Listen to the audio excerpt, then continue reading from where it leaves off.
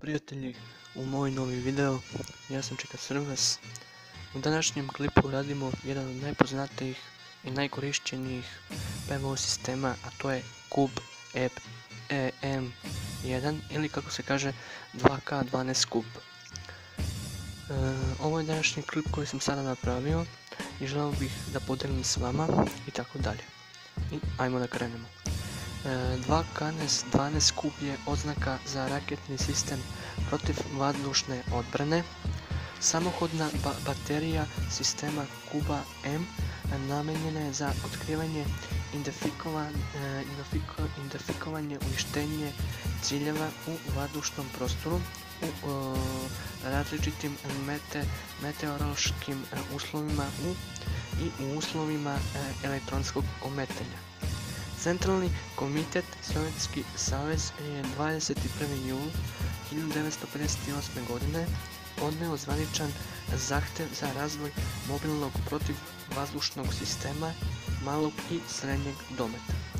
Cube je namijenjen za uništavanje niskog letećih ciljeva koji se kreću pri brzinama do 2160 km/h. Na visinama od 100 metra do 7 km i koji ima koeficijent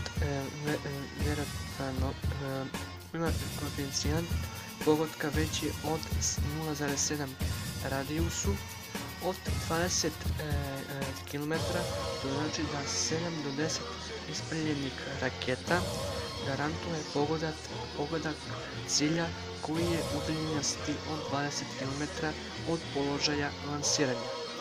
Naravno da prvo obaranje Cuba bilo je u prošlom veku u 18. februara 1963. godine na vojnom poligonu Donguza, a meta je bila bombarder I-23.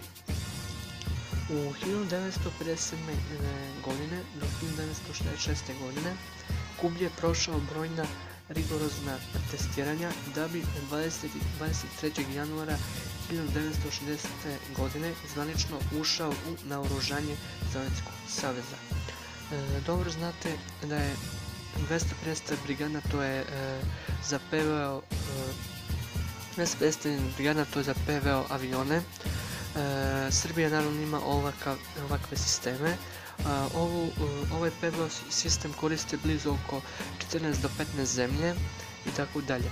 Nadam se da vam se svidio klip, ako jeste lajkujte ga, subscribeujte ga i veliki pozdrav. Ćao!